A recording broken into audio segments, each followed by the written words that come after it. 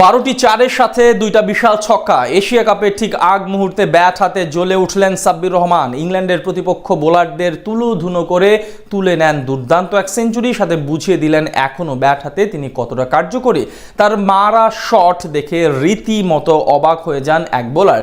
ইংল্যান্ডে সাব্বিরের করা এমন দুর্দান্ত সেঞ্চুরি নিয়ে বিস্তারিত জানবো রিপোর্ট।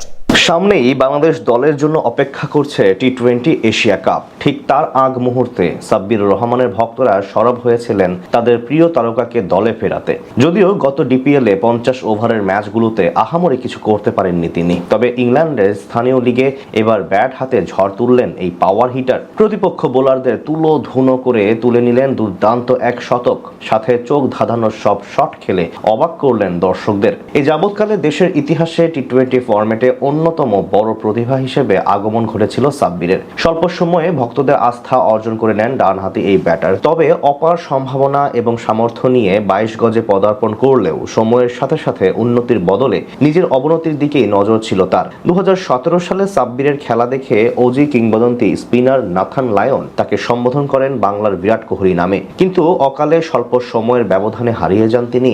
তার ভক্তরা অবশ্য এখনো স্বপ্ন দেখেন তাদের প্রিয় তারকা আরো একবার ফিরবেন সেই পুরনো ছন্দে। এবার সেই আশার পালে নতুন করে যেন হাওয়া দিলেন সাব্বির। দীর্ঘদিন পর ব্যাট হাতে সেঞ্চুরির দেখা পেলেন এই ক্রিকেটার। বর্তমানে ইংল্যান্ডের এনসিএল প্লাটিনাম এলিট ডিভিশন লিগে কুমিল্লা ওয়ারিয়র্সের হয়ে খেলছেন সাব্বির। সেখানে সময়টা বেশ ভালোই কাটাচ্ছেন তিনি, যার ধারাবাহিকতায় এবার ঝড় তুললেন 22 গজে।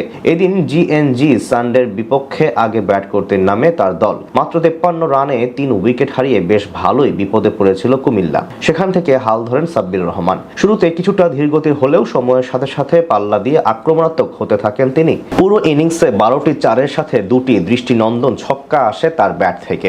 শেষ পর্যন্ত 93 বলে 107 রানের দুর্দান্ত ইনিংস খেলে অপরাজিত থেকে মাঠ ছাড়েন এই পাওয়ার হিটার, যার সুবাদে নির্ধারিত 40 ওভার শেষে তার দল পুঁজি পায় 257 রানের। পুরো ম্যাচে বেশ কয়েকটি নিখুঁত শট খেলেন তিনি, যা দেখে অবাক হন প্রতিপক্ষ বোলাররাও। এর আগে গত বিপিএলে ব্যাট হাতে নিজের সেরাটা দিয়ে দীর্ঘদিন পর আলোচনায় আসেন সাব্বির। শাকিব খানের মালিকানাধীন ঢাকা ক্যাপিটালসের জার্সি গায়ে ব্যাট হাতে প্রায় 160 স্ট্রাইক রেটে মাত্র 9 ইনিংসে 189 রান করেছেন তিনি, যেখানে ব্যাটিং গড় ছিল ইনিংস প্রতি 31.50। এছাড়া আসরে একটি 82 রানের রেকর্ড গড়া নক খেলার পাশাপাশি ছক্কা মেরেছেন সর্বমোট 18টি। তখন থেকে নতুন করে আলোচনায় আসেন এই পাওয়ার হিটার। যদিও কিছুদিন আগে সমাপ্ত হওয়া ঢাকা প্রিমিয়ার লিগে ম্লান করেছেন ভক্তদের আশা। পারটেক্স স্পোর্টিং ক্লাবের হয়ে পুরোপুরি ব্যর্থ ছিলেন তিনি, তবে ভক্তদের প্রত্যাশা ধীরে ধীরে আবারও ফর্মে ফিরবেন এই মাস্টার ক্লাস ব্যাটার।